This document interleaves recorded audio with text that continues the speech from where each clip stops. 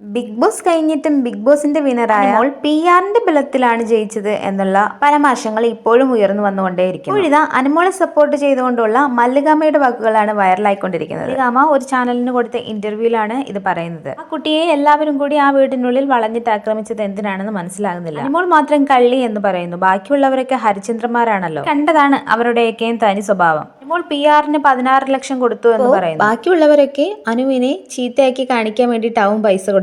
കുട്ടി ഒരുപാട് കഷ്ടപ്പാടിലൂടെ കയറി വന്ന ഒരാളാണ്. സുരഭിയും സുഹാസിനിയും സീരിയലിന്റെ ഭാഗമായിട്ട് 2 വർഷം എന്റെ കൂടെ ഉണ്ടായിരുന്നു. അന്നേ എനിക്ക് അവളെ നന്നായിട്ട് അറിയാം. ഇമോഷണലി കുറച്ച് വീക്കായ കുട്ടി തന്നെയാണ്. എന്നാൽ അതൊരു പാവമാണ്. അതിന്റെ അച്ഛന്റെ കാലിന് സുഖമില്ലാത്ത കാര്യമൊക്കെ അന്നേ നമുക്കറിയാമായിരുന്നു. 16 ലക്ഷമൊക്കെ അതിന്റെ കയ്യിലുണ്ടായിരുന്നെങ്കിൽ അത് എന്നേ സീരിയലും ഉദ്ഘാടനവും മതിയാക്കി വീട്ടിലിരുന്നേനെ. ഞാനാണ് അവൾക്ക് ഖത്തറിലേക്കൊക്കെ ഇനാഗുറേഷൻസ് ആക്കി കൊടുത്തിട്ടുള്ളത്. എനിക്കറിയാം അതിന്റെ കഷ്ടപ്പാട്. കൂടാതെ മല്ലികാമ്മയ്ക്ക് ബിഗ് ബോസിൽ ഷാനവാസിനെയും അനീഷിനെയും നല്ല ഇഷ്ടമായിരുന്നു എന്നും പറയുന്നു. അനുമോൾ വിന്നറായതിൽ എനിക്ക് വളരെയധികം സന്തോഷമുണ്ടെന്നും പറയുന്നു.